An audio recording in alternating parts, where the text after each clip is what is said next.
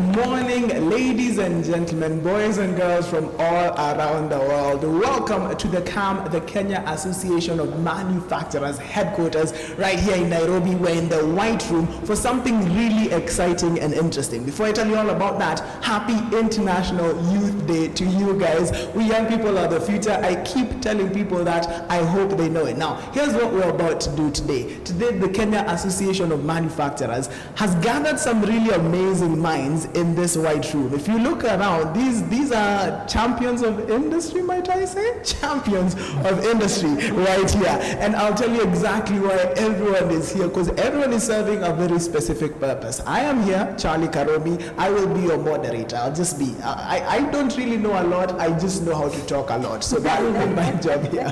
But to my immediate left, we have Bona Gideon Murenga. You are the Technical Advisor on Youth Employment and Vocational Training at GIZ. Is that correct, sir? Oh, your microphone, sir. You have to say hi to the people. You have to say hi to the people. Good morning, sir. Good morning to you. Good morning to everyone. So you are the tech advisor at GIZ, and I've been practicing how to say it. This is the German Society for International Cooperation, or as they say, Deutsche Gesellschaft für International Zusammenarbeit. Something there. Is that correct? A very good trial, but not yet there. Not yet. And we'll keep practicing. Don't you worry about it. Asante sana, and welcome to our conversation. Thank you. And over there we have the amazing, the awesome Phyllis Wakiaga. You are the CEO of the Kenya Association of Manufacturers. And today is International Youth Day. You're like the shining light on like people being young and doing a lot. Still, you're the CEO of KAM, and you're in your 30s right now. Yes, I am.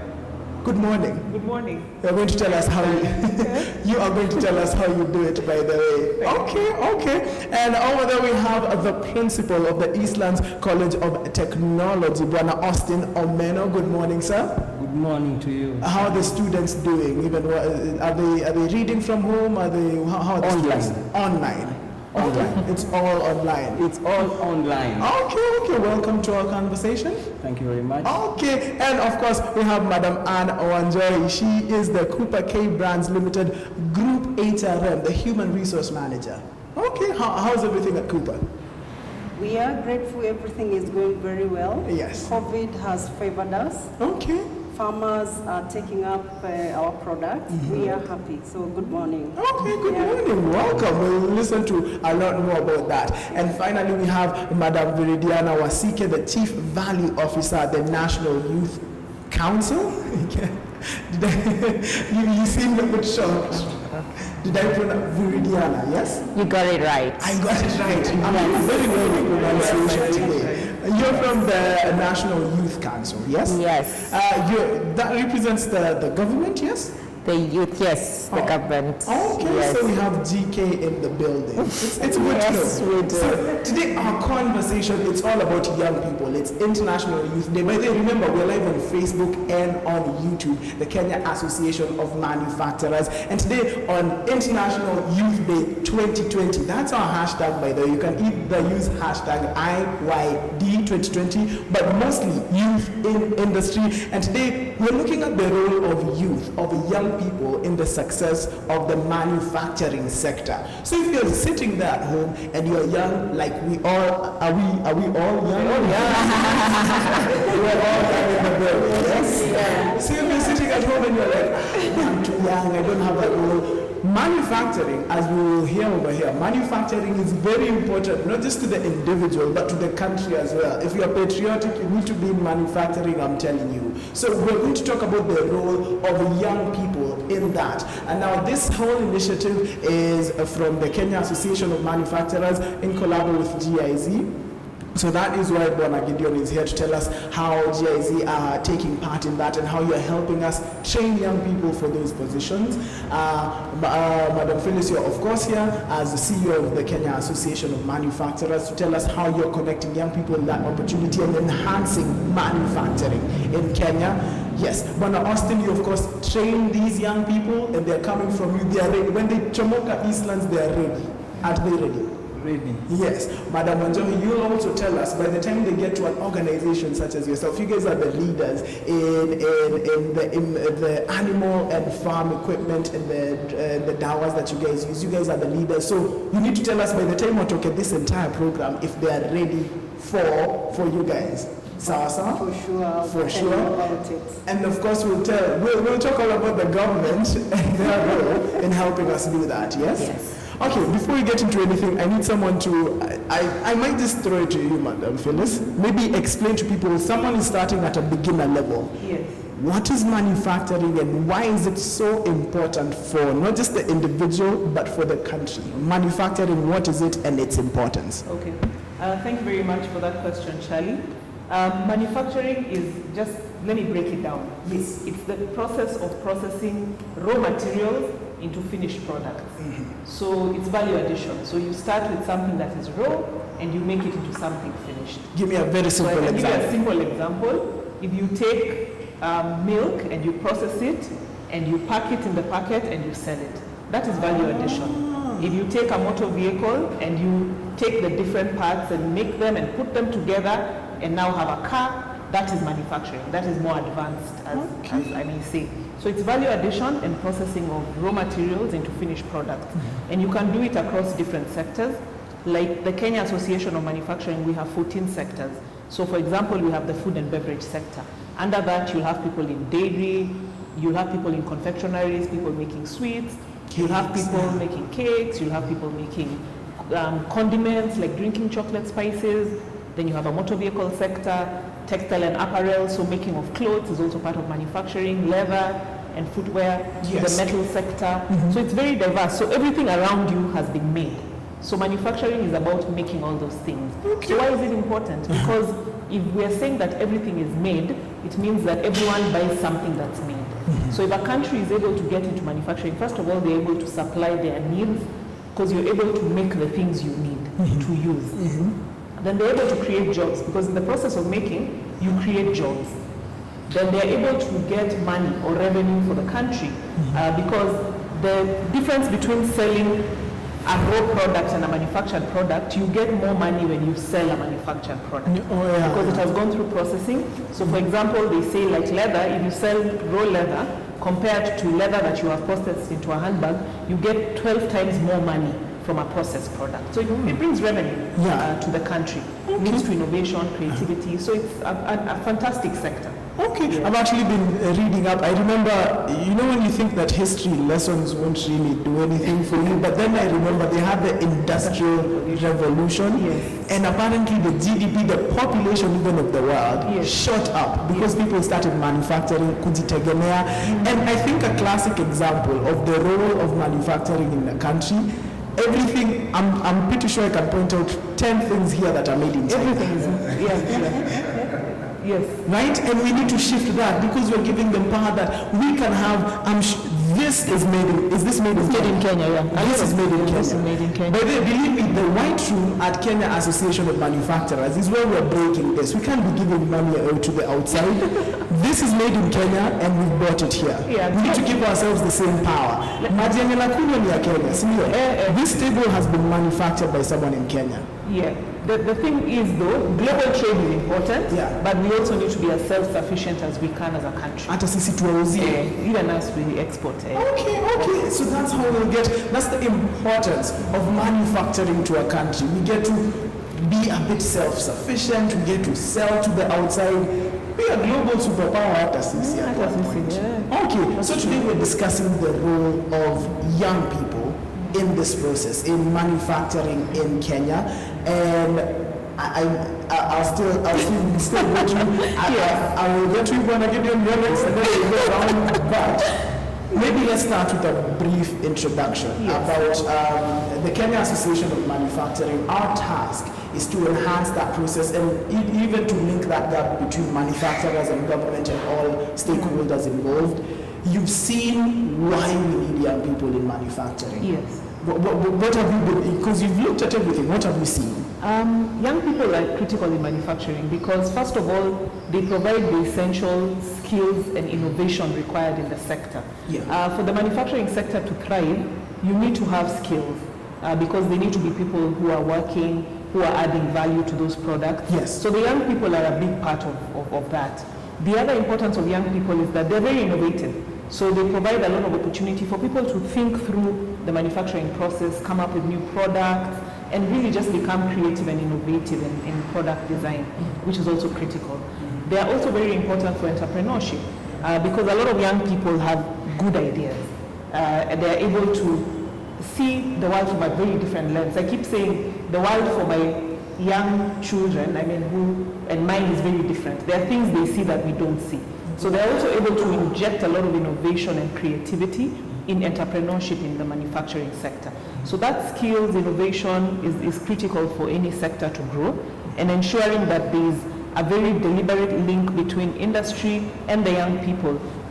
That really ensures that we have the social economic development and growth that we want as a country. So young people need to be skilled. Yes. So to get to that, as long as they have the skills, they can find the employment, which is why by the JZ are very interested and they are encouraging young people learning the skills, finding employment, or even being employers themselves. Maybe you can tell us a little bit about that, like what the JZ are doing to get in collaboration with the Kenya Association of Manufacturing to make sure the young people who are coming from our TVET centers, they are ready for that market, and why it's really important for them to be so.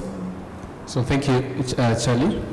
So as GZ, one of the priority areas through the German Development Corporation is employment promotion and sustainable economic development. So within the sustainable economic development, one of the areas that we are looking at is vocational education and training for the young people and the young adults. So as Phyllis has mentioned, equipping them with the skills that are relevant for the labor market. And therefore, how we are doing this, we are giving it an approach from a supply end and also from preparing the demand side of it, supporting the demand side of it. Yeah, so from the supply end, I will probably just mention briefly about two major projects where we're working very closely with KAM. We have what we refer to as, popularly known as E4D, that is Employment and Skills for Development in Africa project, which has two elements of training. We have a basic skills training, so where they are training, so the youths are given an opportunity to get training in an employment-oriented basic skills areas of development. And then we have a second level, which is referred to as level 4, CBET. CBET is the competence-based education and training. And so the level 4 falls within, when you look at the Kenya National Qualification Framework, level 4, it falls under that category. So within these two trainings, they are slightly at different levels. So basic skills and level 4 training. So level 4, we look at, we have, I can probably mention some of the areas we are training at the level 4. We have instrumentation and control. We train on mechanical technology and maintenance. We train on welding. So these are the areas that we look at that level. And we are working basically with KAM when it comes to getting internship or attachment positions for these students. So once they go through the training, for example, the level 4, they go through a 3-month training in the school or in a training place, then they go through a 3-month training within the company place. So you can see when they go through such a training, then they receive a hands-on experience when they work at the industry side. Yeah, so those are the, can mention that's the first side of it. The second component that we are also supporting, and we are also working very closely with that, with KAM, is we have a new project called Youth Employment, Promotion of Youth Employment and TVET project, where we are working with 3 public TTIs within Nairobi and Kiambu County. That is Nairobi Technical Training Institute, Kiambu Institute of Science and Technology, and Thika Technical Training Institute. And this is focusing on the automotive sector. So this, we are setting the precondition. The goal is to set the precondition for pilot implementation of an employment-oriented cooperative vocational training scheme. So we talk about a cooperative vocational training scheme. This is a training that borrows a lot of elements from the German dual training system. When you look at the German dual training system or vocational training system, the students learn 70% in the company and 30% in the school. So you can see that is slightly different from the internship approach that the traditional TVET has been using for a long time. So in our pilot model, we are not able to go with a 70-30, but we are starting with a 50-50%. So at the end of the day, yes, 50% in the company, 50% in the school. In the school, yeah. Yeah, and therefore that means we are putting the employers in the driving seat in determining the curriculum that will be trained. They take part in the assessment, they take part in selection of the students. So they are really, because at the end of the day, these are going to be the employees at some point. So we will not have a situation where after, the guys are going through a training, they are being told that there's a skills mismatch because the companies took a role, they played a role in the training. This is what we want and that's what they got. Absolutely. Okay, you've mentioned two very key factors by the way, let me welcome guys, I need to keep doing this. Welcome again, and this is the International Youth Day special right here at the Kenya Association of Manufacturers. Now we are here with leading experts in the industry to talk about the role of the youth, of young people in the manufacturing process. We've talked about the importance of the manufacturing process, and now we're learning about the training and why training is necessary, because as Madam Phyllis umesema, young people are required in manufacturing because of not just the fresh ideas and the brains that they have, but also the skills. So you mentioned that sometimes there's a mismatch maybe between what the employers want and what the schools train. And the good thing about our panel here today is we have people on both sides of it. We have the employer who is we have the trainer on the Eastland side. So I don't know where we should start first with, because you're part of this new framework that we're creating, where you won't find, as we know classically, I went to school way back in the day. I might look young, but I'm actually kind of old. So by the time I was leaving uni, I did the bachelor's degree. By the time I was leaving, I'm applying to jobs where they're asking me, okay, you did this course, but do you know how to do this? Do you know how to do that? And I was like, I can learn quick, and they weren't as interested. So that's the problem that us young people we're facing, that maybe we are getting training somewhere, and then by the time we get to the employer, they're like, you need this and this and this. But according to what I'm hearing is that we're trying to match those. Maybe when Austin, you can tell me, how's that going on your side in your school? As Phyllis has said, the youth are very enterprising, very innovative, yes, very creative.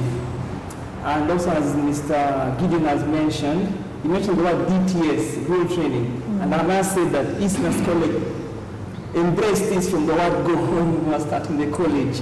And I must say that has yielded very good harvest, very good. That we train with the industry, and the idea of the 50-50%, that came into fruition, and there are a number of students who have been placed into the industry, and there are certain items which we try more or less to eliminate from our vocabulary, and internship, placement, we remove those things. We say, no, you're going to work. You get the idea. Yeah. You're going to work, and that's our dual system approach at the college. So 3 months, and the demands the demand is there, and at least we are supplying. I must say, maybe Anne will come and help us from other end, the area of the industry, but they are key. Yeah. They're very important in working together with the colleges. You see.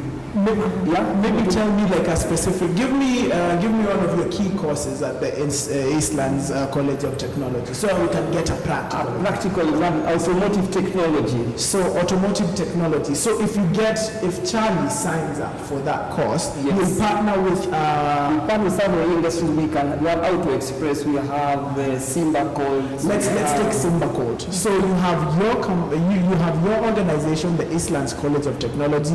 You're training people in automotive technology, but you have Simba Code telling you, look, if we need someone to work this machine, or how does that relationship thanks to the dual system and also to the support by Phyllis, when we got in touch with Simba, for instance, we had to sit down and say, okay, fine, what do you want? Yes. Give us the minimum. So of course, they got their trainers, you come and start working together. And they have to bend their backs a bit for the first cycle, for the second cycle. As Anne just mentioned to me that the teething problem, that is important. But after a while, they pick up. After they pick up, then we have log books, and the trainers go to the industry and check with the trainers of the industries, how far has this fellow gone? Okay, does he know how to repair a puncture? And they realize, no, maybe doesn't. Okay, fine, you have to Add it into the curriculum. You have to add it into the curriculum. Okay. So, I must say maybe because we are a bit flexible in this area, we move a lot, and we are able to gain and go further. And from our graduates, you discover that, I mean, if they, from the TVET level, if they add a little bit of the theoretical aspects, they are valuable beyond measure. That's Actually, I mean, I think case in point where you have some of our students, I mean, there's students who, at this moment, I mean, he's working in one of these big automotive industries. He's getting, I don't know, 60, 70. I mean, and not only that, after a while, he has his hustle, side hustle, because we push entrepreneurship, as people say. So, yeah, during the curfew period, I mean, it was ending at 7, okay, now 9, thanks be to God, but anyway. This fellow would go to the client's place, he's repairing these big machines, the motorbikes. So spends at the client's place, and he's telling me on an average, every 2 days he'll get 3,000, non-taxed. So you can see his cash coming in. So you realize, I mean, this is another one does electrical technology. We do a bit of instrumentation and control with the Gideon and GIZ. And also in that area, they picked up some skills, mobile phone repair. Very basic. Welding, you can do it. Changing a screen, I mean, the screen cover is broken. What do? Just changing it, charge you 200, 300, 400. I love how you brought that in, because another problem that young people face maybe when they graduate is like, if someone doesn't hire me, I'm dead in the water, like I'm not going anywhere. But you guys are pushing, you're giving me skills that someone hires me, well and good. But if you're not going to hire me, you know what I'm going to do? I'm going to start something on my own. Okay, we'll get back to that in just a bit. But let me ask Madam Anne, Group Human Resource Manager at CKL.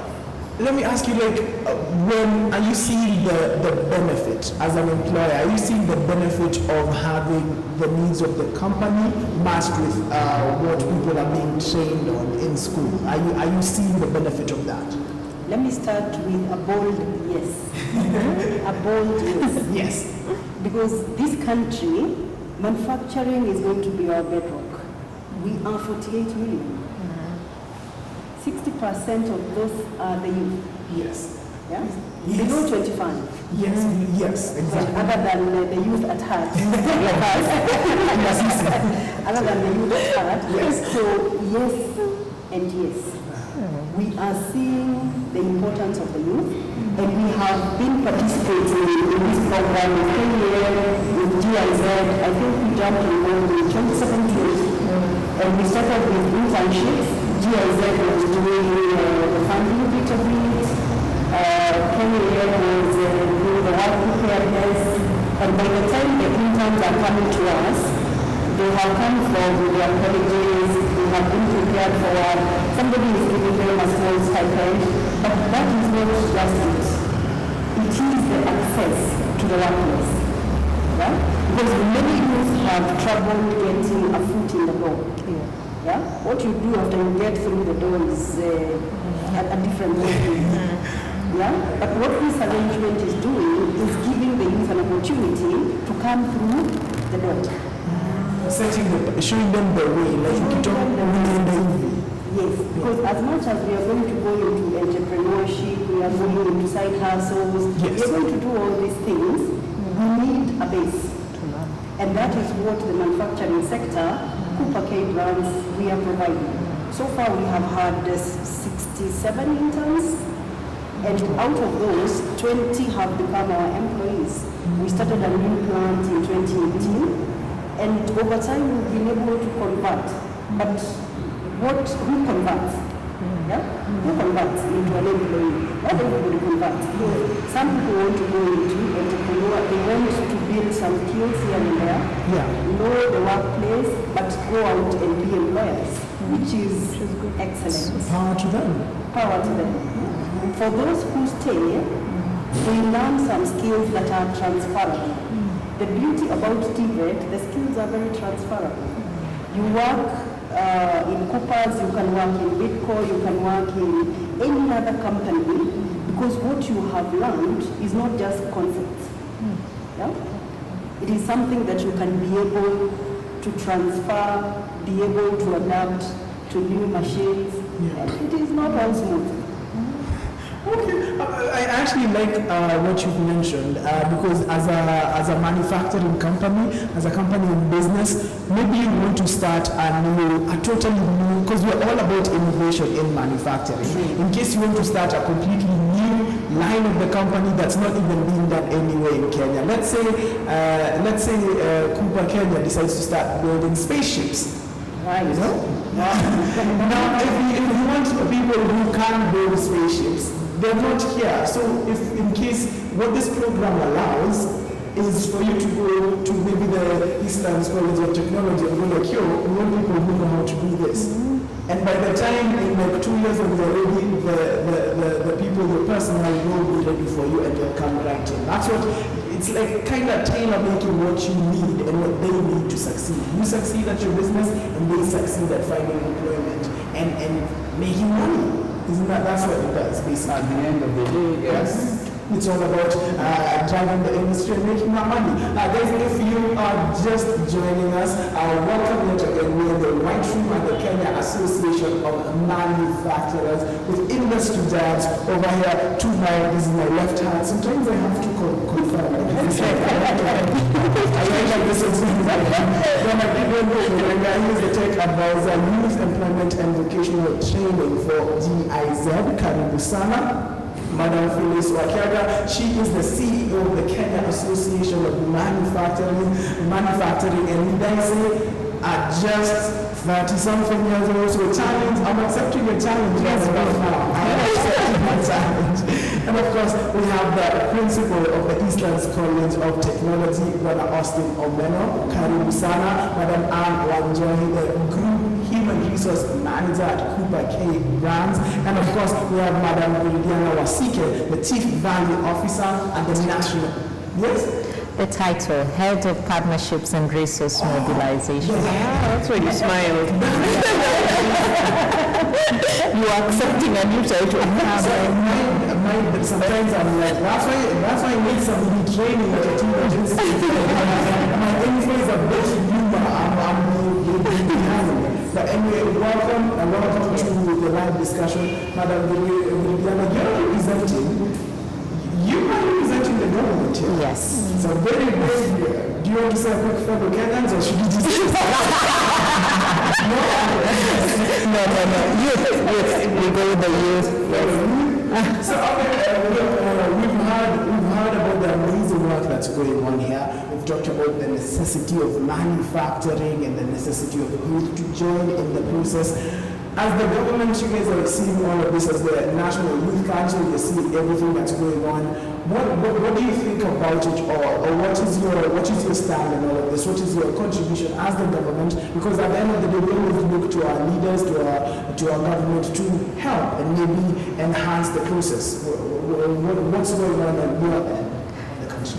Thank you so much. And yes, As governments, actually, and I think that is why our PS was very categorical to be able to have a partnership with Kenya Association of Manufacturers. And that is a partnership that we are really pushing and want to close very quickly, because we know the majority of these young people need to be able to work and use their hands.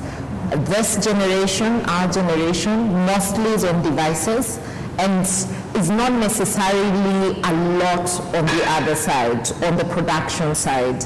And basically for us, we want them to know we're pushing a youth industrial program with Kenya Association of Manufacturers, and just the aim is for us to be able to show the young people to know where the money is.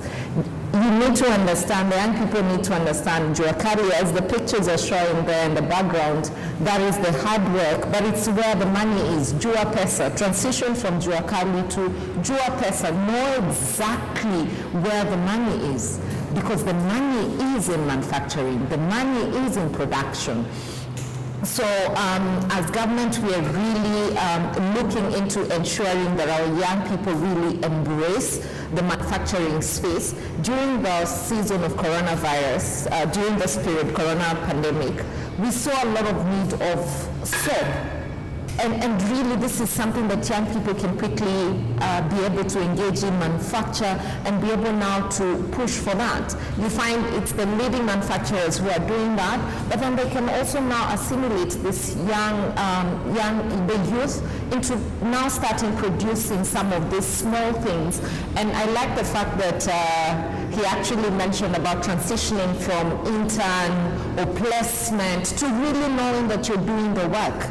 Forget this thing that, oh, I'm just going there to do an internship or to do this. Know that you're going to do actual work, and that actual work is the one that is going now to transition you to the next level.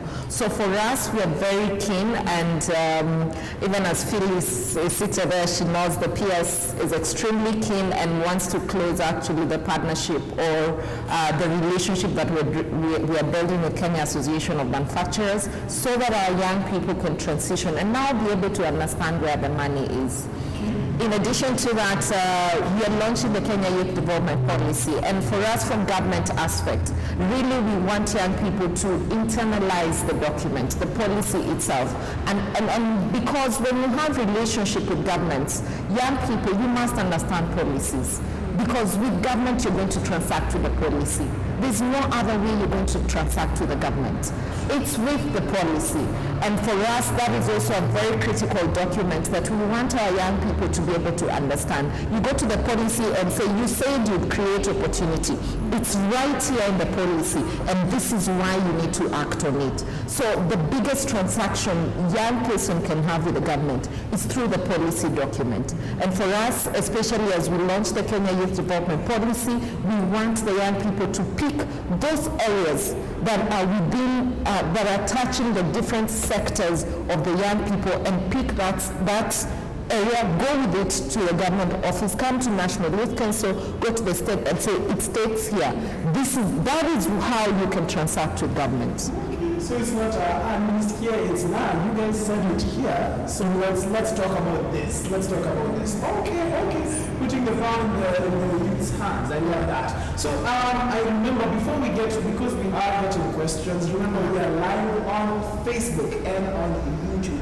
Kenya Association of Manufacturers.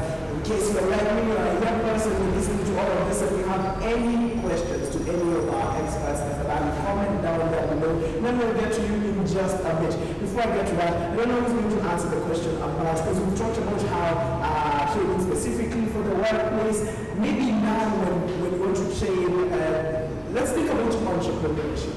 Because the training that we're getting at our TUT center, it's not just you can get employed or you can be an employer, which is really what I think the Kenya Association of Manufacturers, not just making manufacturers. Yes, they do. Like the more people go manufacturing, the better Yes. So who told me something about entrepreneurship? I can jump in, and I guess everyone can weigh in on that. Entrepreneurship is key for any society, because as I keep saying, entrepreneurs are able to identify a gap and feel a need in society. That's basically what they do. That's the definition of an entrepreneur. Yeah, they see a gap and they feel that gap. So for the manufacturing sector, that is very critical. So that's why you see a lot of big businesses, I always say they all started as SMEs. There's no big business that started as a big business.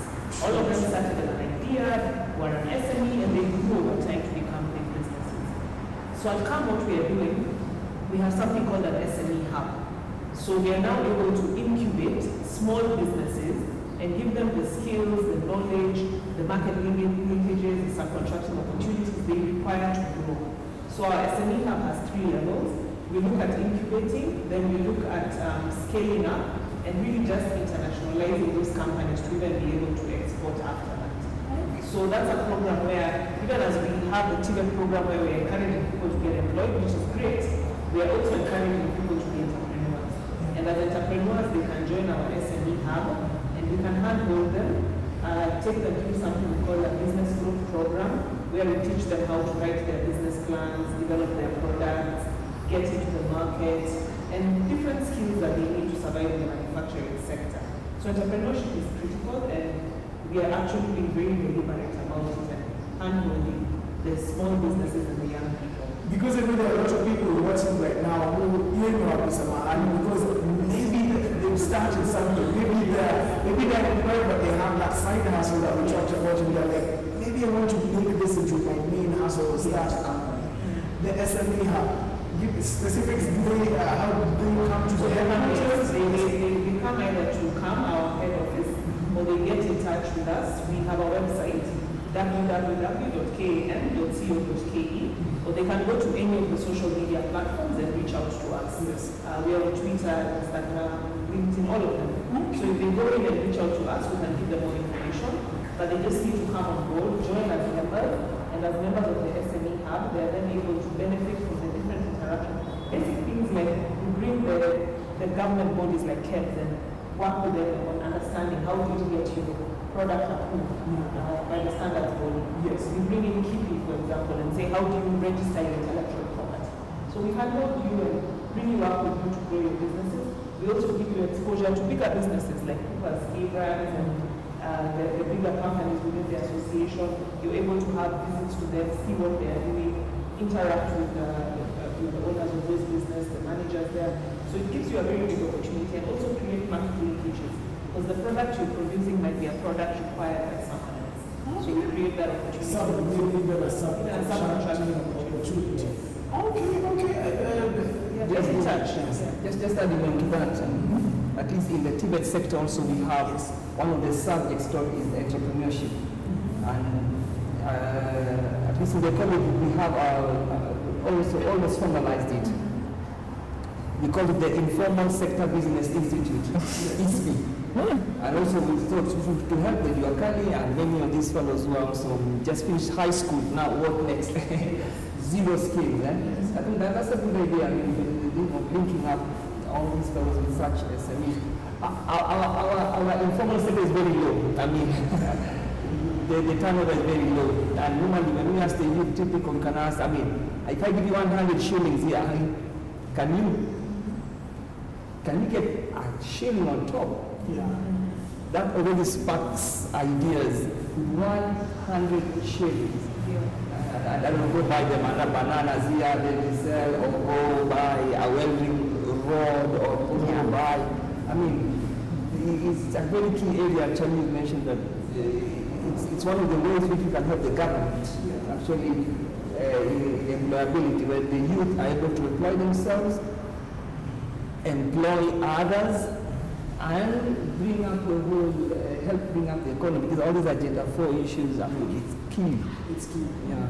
Okay, before we continue, we do have some people, because the reason we're here is to really answer the questions of the young people. And we actually have some interns here today. They have some questions for us. No one panic. If they want it, I just ask you questions. They will join us in just a bit.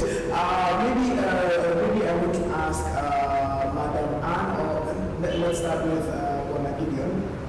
As the JC, what's the future that you see in this linkage between you guys and the KAM and the training, the specific work that we mentioned here today? What's the future that you see? All right, thank you, Charlie. Yes, so I think there are a lot of opportunities still for engagement with KAM.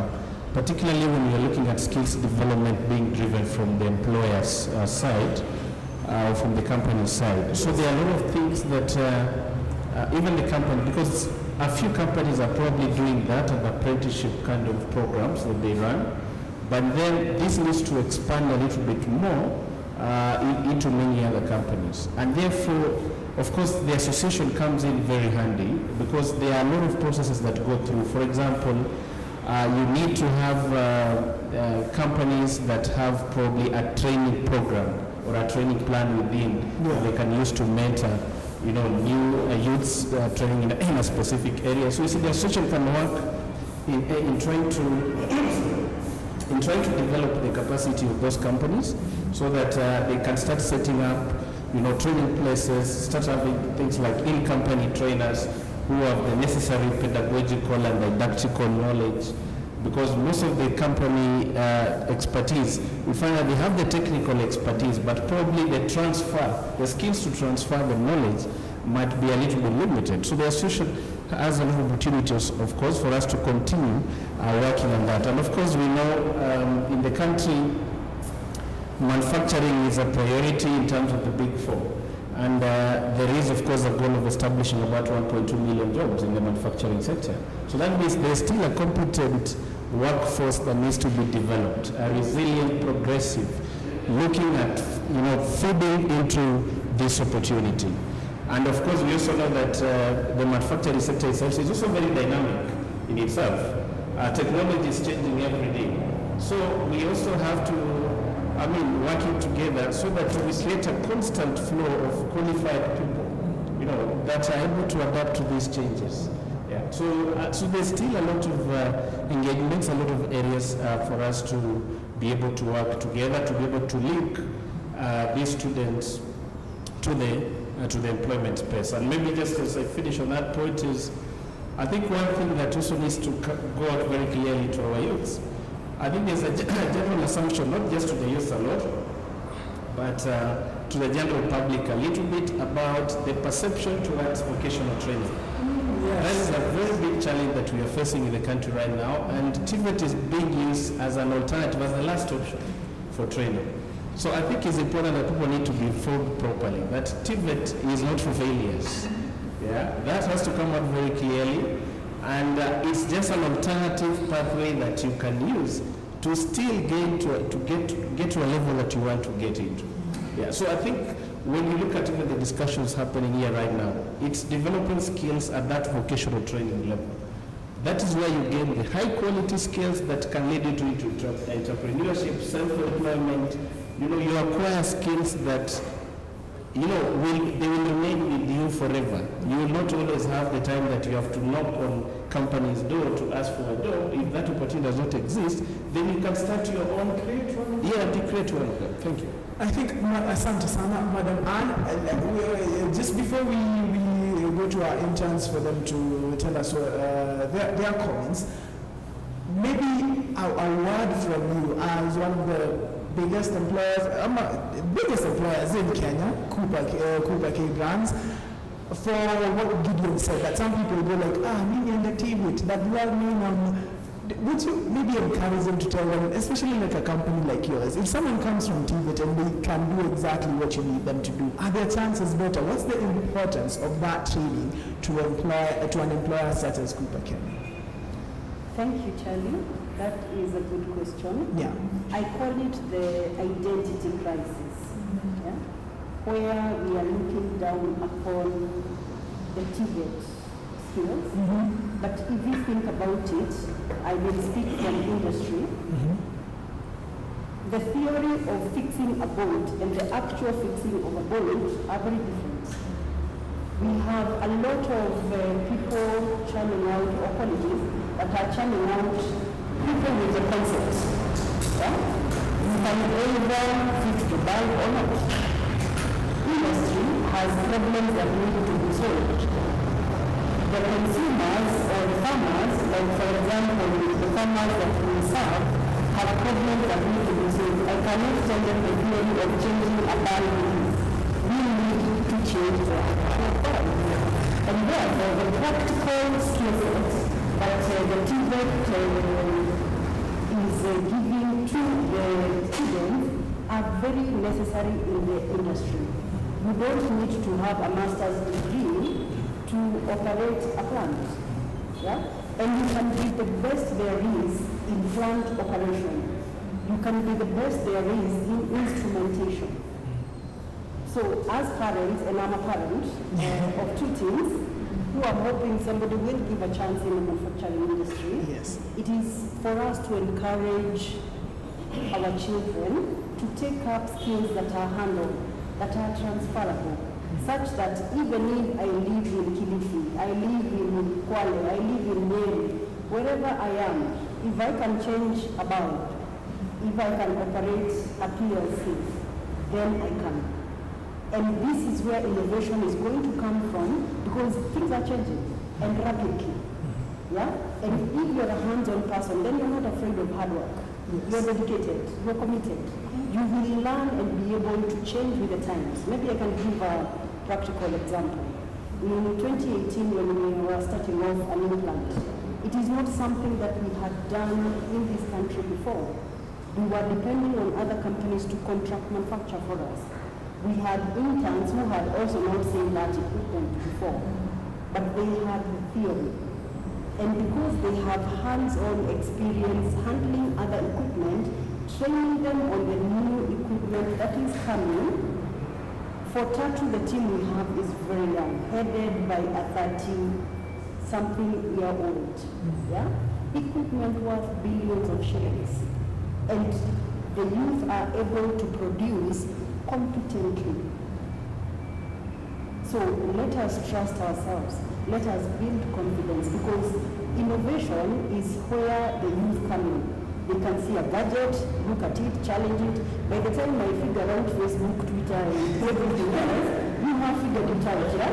The same with the equipment, yeah?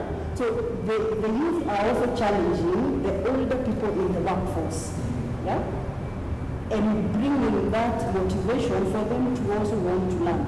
As we teach the youth, they are also challenging us to learn new ways of doing things. And that is how we are going to play. True. Yeah. Okay. Learn how to actually change the bulb. Don't know the theory. The bulb can be changed. Learn how to actually do it. Yes. TVET is the way. It's the way. It's the way. Okay. Before, just a bit, I know the entrance, like they're ready, but this is a question for you, Madam Viridiana. There's someone who's said on our Twitter, hashtag IYD2020, hashtag youth in manufacturing. It's kind of like a statement. Government has to teach, sensitize, and disseminate information about policy to the youth. Are there things in place right now to tell them, to teach them the ways in which, because at the beginning someone doesn't even know at a policy, at a particular RP, maybe what are the steps that the government are taking to reach the young people, to tell them what they can do? Thank you. First, I would like to echo her words on the intergenerational skills transfer, and she has mentioned it very clearly, where the young people are challenging the older people to be able to learn new things, and the older people are transferring skills to young people, lifelong skills that they have gained along the way. And I think also from that angle, it is that intergenerational skills transfer that we must embrace. Recently, I saw a clip where an old guy was singing with a young guy, and you see the beauty of that engagement. It's something else. It is for us as the older generation and young generation to see the beauty of what we can produce together. And I think we need to reach to that level where we are actually seeing that beauty. And for me, I just wanted to touch on that. I think it's very critical for both sides of the coin to come together and produce something better. In the policy aspect, yes, you can find the policies online. As well, you can visit the National Youth Council website. Consistently, when we have our meetings, our sessions, wherever we are going, we are consistently talking about our policies. Every time we meet, every time we engage, you will always find us speaking about our policies. So apart from getting it online and just being able to read that document back to back, we always have sessions that we consistently discuss. This policy, this does this this, does that. And in addition to that, the same way Phyllis was saying, the SME Hub, when they come and talk about KIPI, this is what they do, they still refer to the policies and how they're carrying out things. So also these conversations, the different sessions that government have, you will never have a government session without a mention of policy. For the national, for the youth, the Kenya Youth Development Policy is being officially launched today. You can find that document on the NYC website. You can find that document on the State Department website. You can still find it physically from our office at National Youth Council on 12th floor at Barclays Plaza or Absa Towers. So anywhere that, if you go to a government portal, there is a section for policy. And you can even Google policies that affect the youth. They are very clear which policies are affecting the youth. You can start with the Kenya Youth Development Policy and now start disseminating, going to the different sections that it addresses, and now go with it to now manufacturing and say, within the youth policy it says this. So you have to act as one of the implementers of the youth policy because you work with the youth, you have to act on this. Yeah. Okay, so if they're looking for this information, they will just a quick Google search.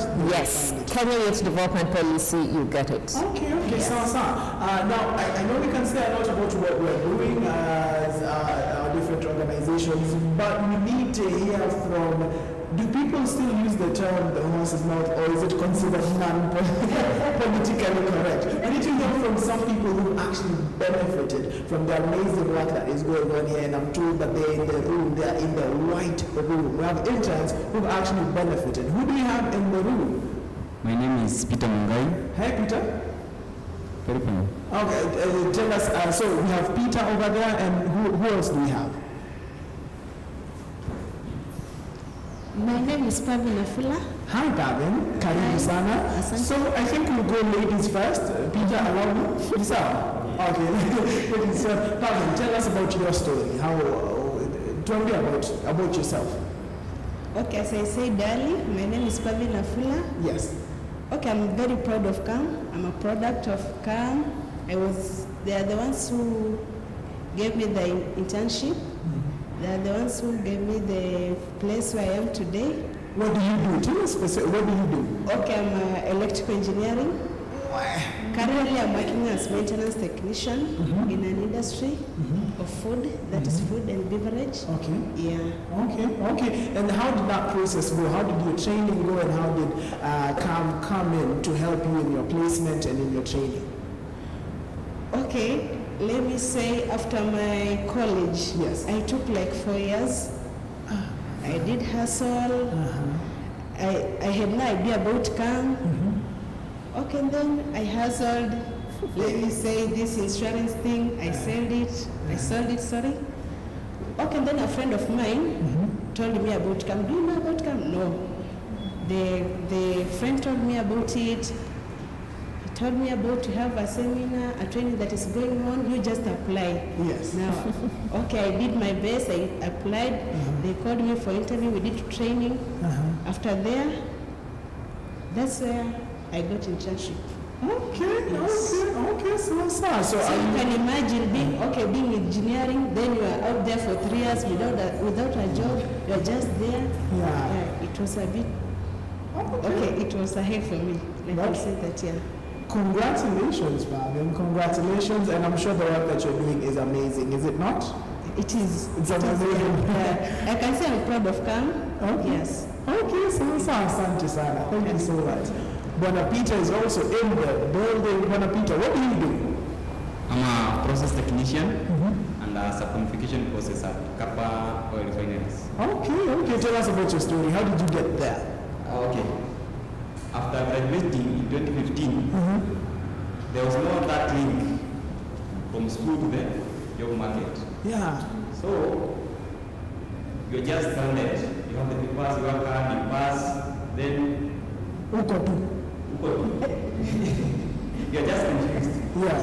Then, the challenge is, when you go to the job market, whatever that is presented to you, someone will tell you, we require someone an experience of around 3 to 4 years. And you are you are just Fresh. fresh from college. Yeah. So that's a big challenge for us. So back in 2016, I used to be to deal with Latins somewhere in between. And Just to get some money, yeah. Yes. Then you are in a way whereby you are supposed to support whoever that is behind you. Yes. So it becomes a challenge. Yeah. You don't have to depend on your parents. You have to uplift the siblings behind you. Yeah. So after around 6 to 8 months, whoever I was doing, I left the work Digging, yeah. of digging the critical teams, And then what did you do? and someone introduced we used to teach. There was tuition centers in Kitengela, Yes. where we used to teach the sciences and get something. Yeah, at least. Yeah. But in 2017, my former lecturers called me. I used to work at Maxwell Restaurant back then. He called me and told me that there is a program going on at KAM. I'll give you the Paul's number, contact him, and he'll guide you on what you're supposed to do. Yes. Then I forwarded my papers, and we came for the training here. After the training, I was placed at Kappa. Those guys welcomed me, they trained me, and after that, they offered me a job. Okay, okay. And how's it going at Kappa? Kunaendaje? Kuko sawa kabisa. Kuko sawa kabisa. You're doing a thing, you're employing the skills that you used, and you're making a living. Yes. Okay, sawa. Asante sana. And yeah, there you have it. Like straight, is there someone else? Yes. There is someone else. Oh, there's one more. Peter, pass the microphone. There's a is it still good morning? Hold the microphone a bit closer. Yes, how are you? I'm fine. And you are? My name is Sophia Mkwara. Hi, Sophia. Hi. What do you do? I'm a machine technician at Bidico Africa. Okay. Okay, in Vika. No, I'm in Ruiru, Tatu City. Ruiru, Tatu City. Oh, yeah. The beverage plant. How did you get to Bidco? Did you also have that disconnect like Peter, like unatoka na ukaratasi zako uko like haya nianzie wapi? My story is a bit different. I can say when I finished college, I was in Kibit. From college, I went straight to job at Coca-Cola juices. Yes. But unfortunately, the company shut down. And I hustled within that 1 year. Then a friend called me in 2018 and told me there's a program. And are you willing to start afresh? So I've been working in Coca-Cola for 7 years. But when she told me to start afresh, I told her I'm willing. So what I can tell the youth is that never be afraid to start all over again. Because life gives you opportunities in different ways. Okay.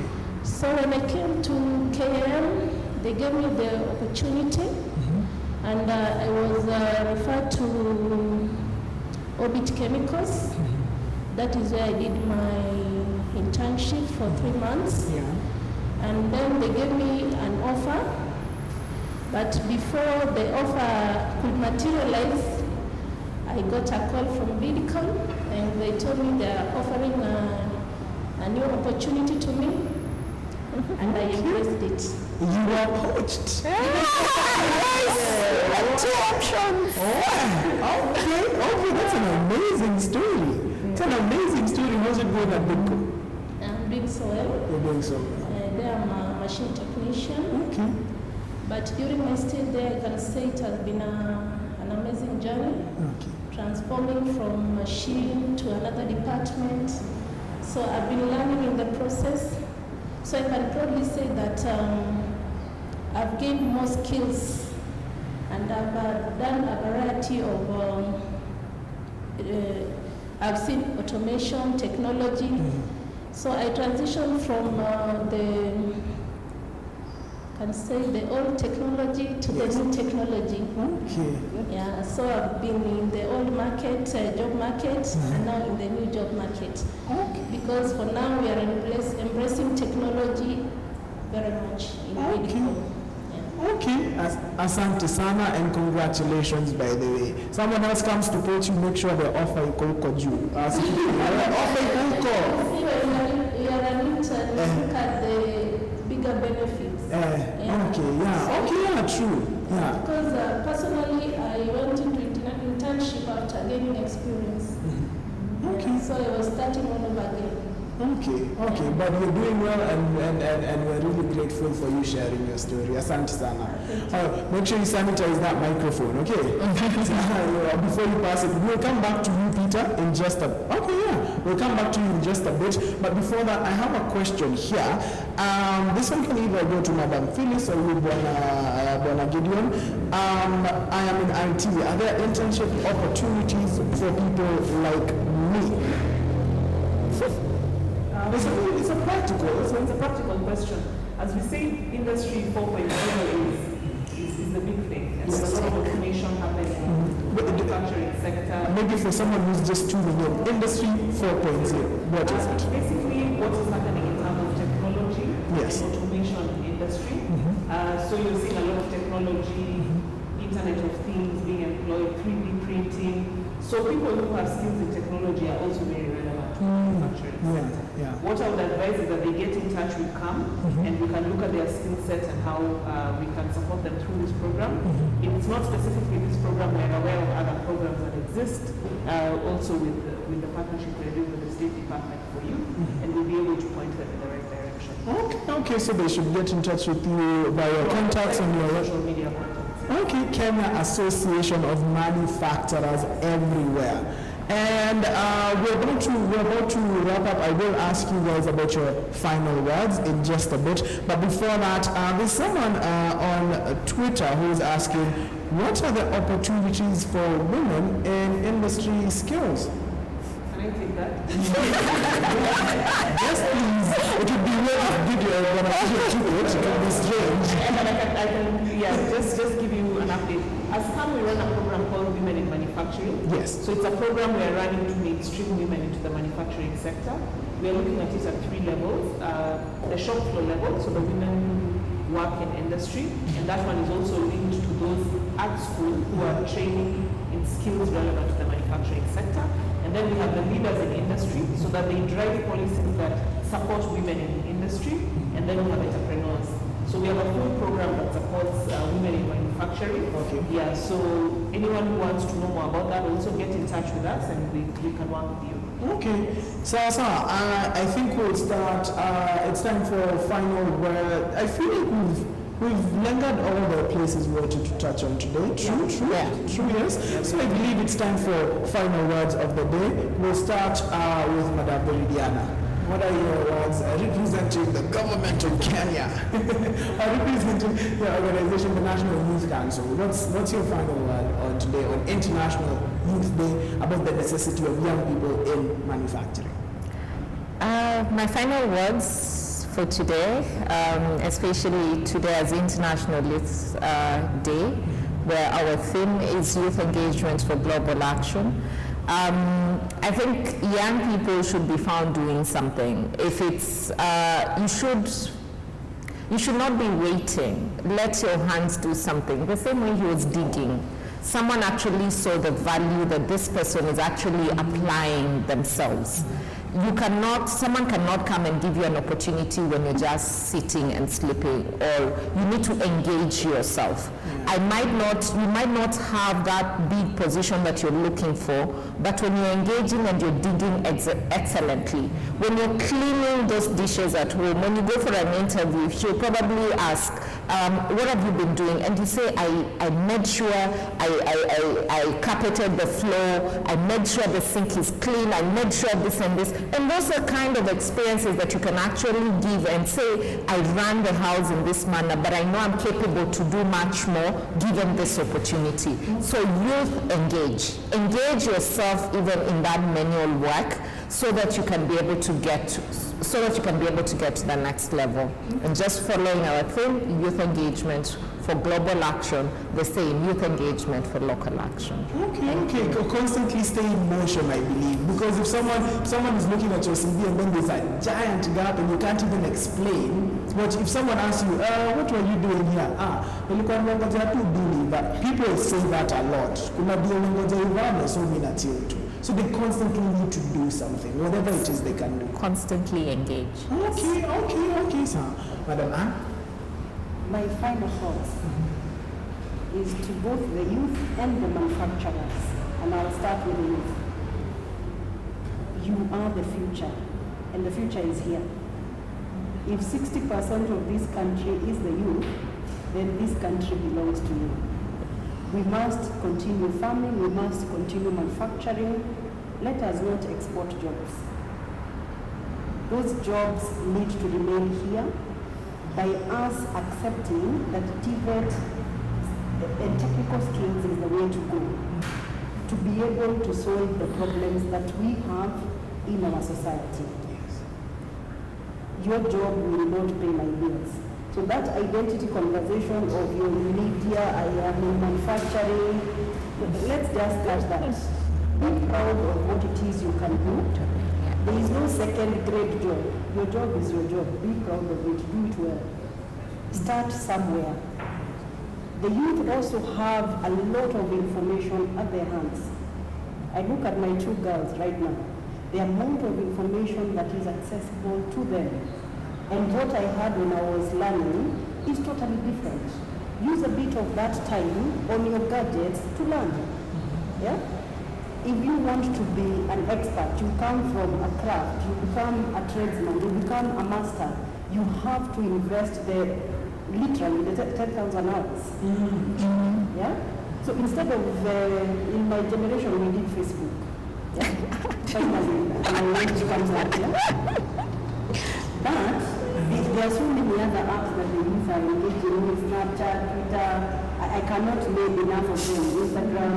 But also invest a bit of time. TikTok. Yeah, thanks for catching me. But invest a bit of your time in learning.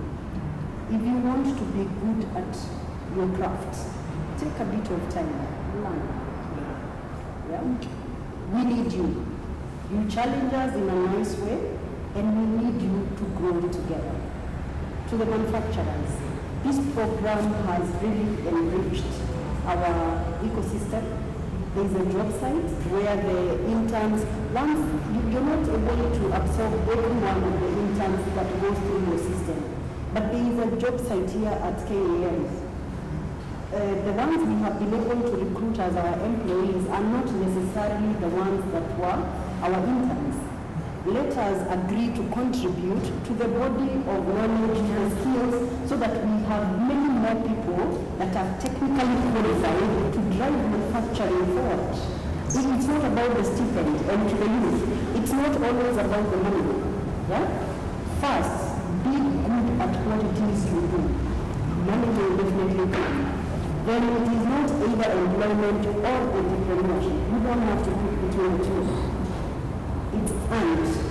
You can be in employment, and when you have an entrepreneurial mind, even for an employer, you are more cost conscious. You are more conscious about the market. You are more conscious about revenue generation.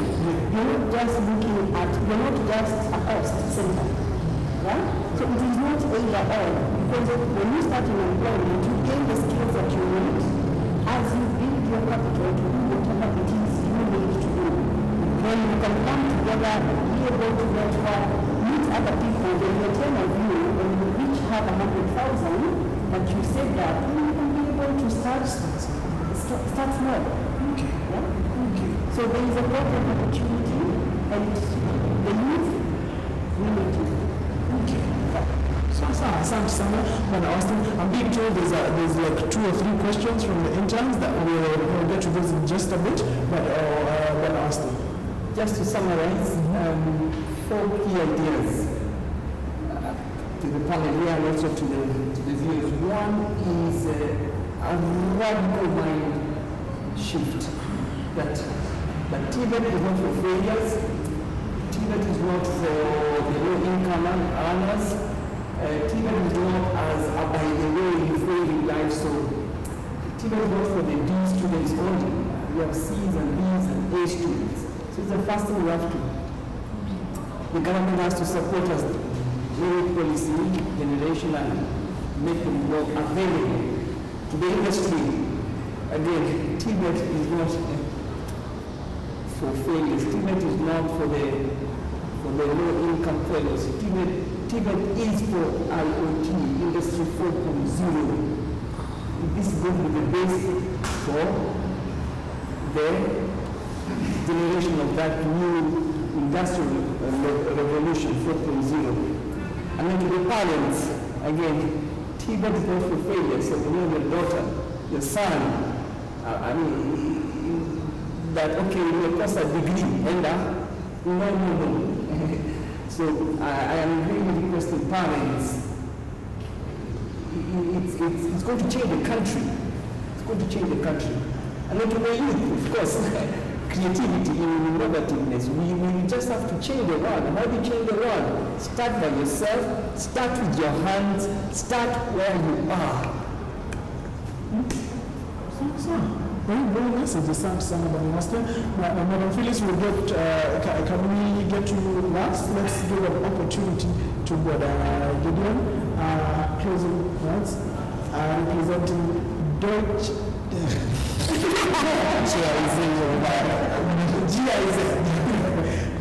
do a competency-based training on that. Thank you. Yeah, I think for my end is, yes, the German Development Corporation through GIZ will continue to support vocational training and new projects being designed. Of course, there are a lot of opportunities that are coming in for the youth. I think it's important that the youth embrace these opportunities. New courses coming in on board. I mean, looking at the idea of what Austin has mentioned about let's embrace TVET. It will give you the skills that you need to be able to survive in the new world that we are moving into, which is quite dynamic, requires very special and unique skills. Yeah, and therefore, I think it's just important that you are able to realize that. And I think for the rest of the partners, let's embrace social dialogue to really make vocational training successful. When you look at countries with successful TVET training systems, they embrace social dialogue, coming into a consensus to agree on what kind of policies do we have. Do they protect the interest of the employer? Do they protect the interest of the institution? Do they protect the interest of the student? Because this is a future employer as well. So social dialogue will be able to help us be able to address this so that they also make contribution to those policies, I think as she had mentioned. Therefore, we come up with policies that are supportive to everyone and therefore giving them value within their day-to-day operations. Thank you. Okay, asante sana. Madam Phyllis, as CEO of KAM, CEO of KAM, we'll let you go last. You're the final this way. So let's give an opportunity to our interns. They have questions, and of course they're presenting. Remember, we're here at the International Youth Day 2020 special live discussion at the Kenya Association of Manufacturers headquarters. This is the white room at the KAM headquarters up by me. And we're telling you that we need young people in the manufacturing industry. We need youth in industry, and that's exactly what we're talking about here. We have some interns with us who are representing the young people in society, and it would be amiss not to involve them, not to have them talk to us about the questions that they have. They're representing you, the young people, so you get to have them ask the questions. And I'm seeing Bonapita, I'm told you had a question. Come on into very quickly. What question do you have? Mine goes to the principal. Hey. How are you addressing the mismatch between the skills offered in the school and the skills required by the jobs, the job market? Mr. Peter, thank you for that question. As I mentioned before, that at least in the college we embrace the dual training system. So we start working, come and help us along with that. We start working immediately with the industry, the moment the students put their feet into the college. And that way there is no mismatch. It's so flawless. It's smooth all the way to the point that when we start picking, even before the students graduate, they start picking the students and hiring them out. All right, that's how we handle it. Okay, so you're linked with the industries themselves, and if Madam Ann tells you that we need this kind of person, this kind of personnel at Cooper, Kenya, you train someone specifically for. Okay. Madam Hagen, I hear you have a question. Okay, first of all, I didn't tell you where I'm working. I'm at Brookside Daily Limited.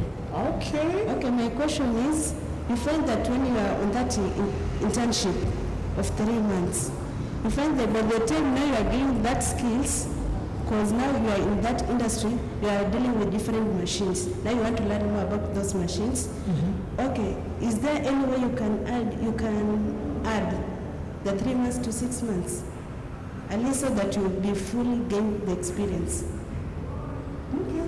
Your question is to, Maybe can try handle that. hey, the teacher is being asked questions today. The teacher is being asked questions. I think one of the ways of how to go around that is you have to have a review of the curriculum. And I think maybe with the KAM and the GIZ, it means the curriculum needs to be reviewed, and this normally comes after a period of time. So after a session, you realize that, okay, maybe this curriculum is too demanding for 3 months, maybe it needs to be extended. Then the curriculum developers, okay, this TVED, CDAC,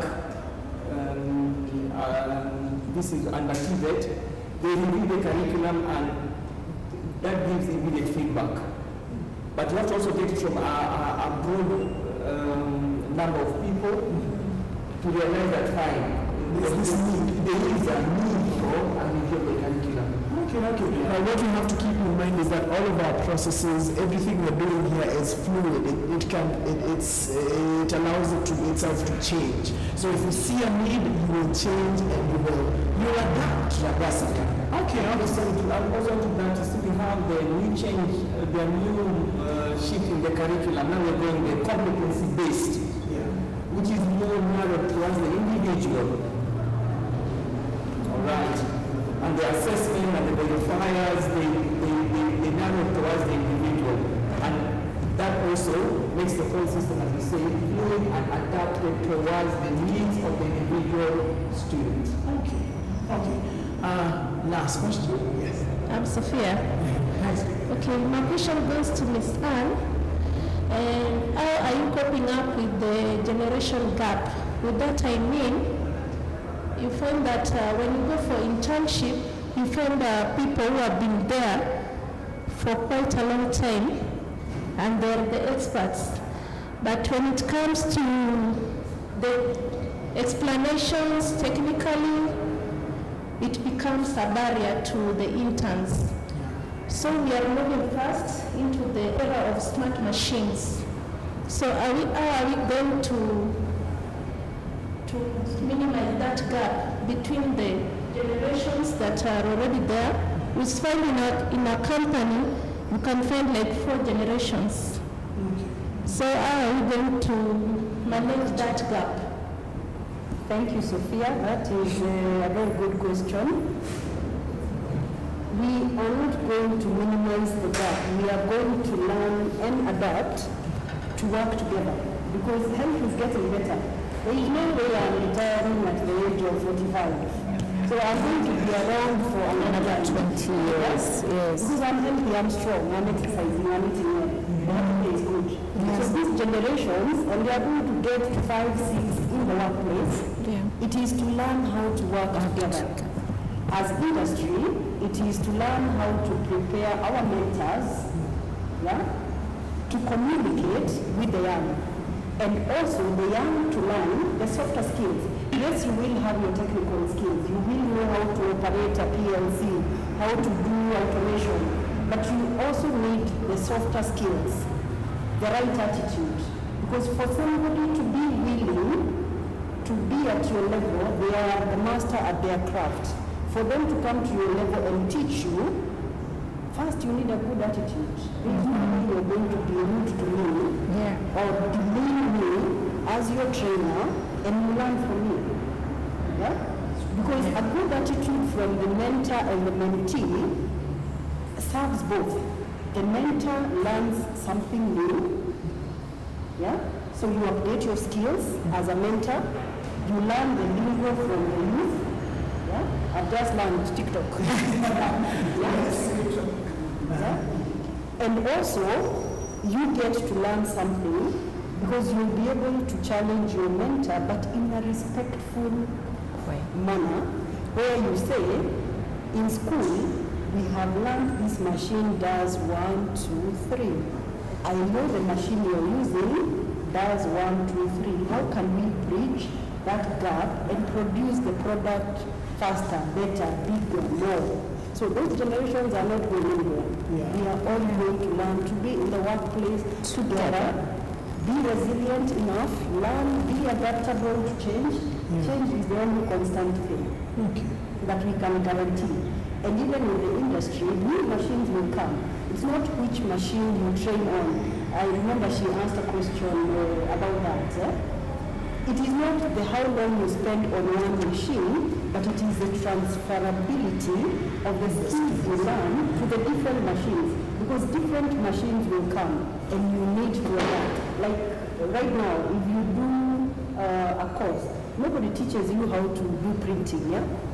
When you come to workplace, in one afternoon, you need to have learned how to send your documents to a printer, printed. So there are those basic things that you need to learn and learn very fast. So it's not which machine you use, it is how fast can you transfer that knowledge. And if you don't know, Sophia, it is always important to say, I do not know. There is no shame in not knowing.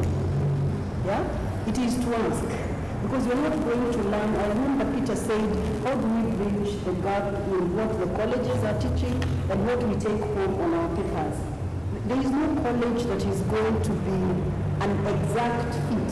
Even when we do the curriculum together in CBET, we will get a new machine that arrives tomorrow from Germany or from China or from wherever else. Or from our young people, KU. We have students that made respirator the other day for COVID. It may not be perfect, but we need to learn to adapt, to be able to solve those problems as they come. That way, as many generations are at the workplace, we will be solving problems. So it's basically about attitude and adaptability, like the right attitude to learn and to work together. Yes. Okay, now. I wanted to add to Peter's question. So we'll talk about, because you mentioned about how do you increase like if there's a consideration to increase the duration of the industry training. And I'd like to respond to that with the new project that we also work very closely with KAM on the Cooperative Vocational Training Scheme, where we are launching the Pioneer class actually this October this year virtually, of course in line with the government directives. And in the cooperative vocational training, this is at level 6, is an automotive and is level 6. And the model of training is, so every term they alternate between the company and the TTA. So for example, we are starting a virtual class in October this year. This is assumed to be a school-based part of the training. Next year, January, which will be the first term for next year, they will train the entire 3 months in the company. Then the second term, they'll be in the school. When you move to September, they'll be in the company. So they alternate until the 2.5-year course is complete. Yeah. Okay, amazing. So that launches in October. Yes, it's starting in October. In fact, right now we are in a recruitment drive. If anyone is interested, he can check with Kiambu Institute of Science and Technology. It's one of the centers of excellence that will be running that course for industrial mechatronics. We have automotive mechatronics that will be running at Nairobi Technical Training Institute, and then the auto body building, which will be running at Thika Technical Training Institute. And we already have companies, by the way, working closely with KAM, who have already signed MOUs to cooperate in the project. They have already sent out their profiles, so the model of application is slightly different. You apply through the company, they select, the interview select when the students are attached to the institution. So you see the company starts owning these students from day one. So even from the, maybe just to make a moment from what Anne mentioned about the changing technology and new machines coming in. As the machines are coming in, the students are already there. So they are learning in the process. I can add something to that. We are participating in the curriculum development for industrial mechatronics as industry, so that there is not going to go around in the past. It is the industry. Yeah. But this new partnership allows industry to participate in the curriculum. Way before the students ever arrive in October in the school. Way before they come to industry in January. And the mentors are actually participating in developing that curriculum. Right? So we have our engineer from Tatu, Engineer David, participating in industrial mechatronics curriculum, so that by the time that intern arrives in Coopers, in Tatu City, we already have participated, and it's not going to be perfect. Yeah. Maybe we need to say that. Because we all are learning. The employers are learning, the colleges are learning, the partners are learning, so it's not going to get perfect. But how did Germany, China, all the giants get here? Gradual journey. Yeah, so we are in that process, and I'm very excited about that. So less blame going around, more kudos, more system. Yes. Phyllis, maybe you can give us your final word as CEO of KAM. Thank you very much. I think first of all to say that I appreciate all the discussions we've had, and we ended on a very positive note, demonstrating that partnerships are necessary for us to carry forward in the agenda. So for this year, the International Youth Day is being celebrated against the background of COVID-19, which I think is something that gives us an opportunity to reflect on what we need as countries, as a globe, and the skills that we require to drive forward our economies. So we want to encourage the youth to engage with us, to take advantage of the opportunities. I think from this conversation, there are numerous opportunities. Government is thinking, industry is thinking, the technical institutes, the development partners, and KAM is also driving an agenda to ensure that the youth get employed, the youth have skills, the youth are able to become entrepreneurs. So my main message to the youth as we come to an end is engage with us, get in touch with us. There are plenty of opportunities that you can take advantage of, and we encourage you to take advantage of those opportunities, build the skills that you require during this period, because the globe does need those skills for us to be able to have the economic transformation we need, and the jobs that we require for this economy. So get in touch with KAM, visit our office, visit our website, different social media platforms, engage with us, and come on board for the program that will start in October, for those of you who are interested in that program. But beyond that, for the ladies, we encourage you to get in touch through our Women in Manufacturing program. For those who have entrepreneurship ideas also, participate through our SME Hub. So yeah, that's it. And we want to tell the youth that they are not the leaders of the future. The time is now, and the leaders are them. So, asante sana. Guys, you've heard. Please come to, if you have that idea, if you want to be involved in the SME Hub, there are so many opportunities right here. The Kenya Association of Manufacturers, KAM. You can come here physically or follow us all over social media, KAM, Kenya Association of Manufacturers. But if you're just tuning in, this entire conversation, this entire live discussion is still going to be on our YouTube and our Facebook. Comment there, we'll reach out to you, and we'll continue that discussion. And by the way, let me encourage guys, come to the main offices of the Kenya Association. They offered me coffee, and it was really nice. They treat you really. Coffee machine. Yeah, manufactured in Kenya, I hope. I hope, assembled here, I hope. But guys, from me, it's just to tell you, asante sana for tuning in. I've been your host, your moderator, Charlie Karomi. Today is International Youth Day, so happy International Youth Day to you. And remember, young people, we are the future and we are the now. We are the we're the future and we're the now. Tuache kusema future sana, we are the now. So take advantage of all the opportunities that you've heard of here. But from all of us here in the White Room at the KAM, the Kenya Association of Manufacturers headquarters right here in Nairobi, we tell you asante sana for tuning in, and we'll see you online as we continue this conversation. See you guys later. Bye. Bye.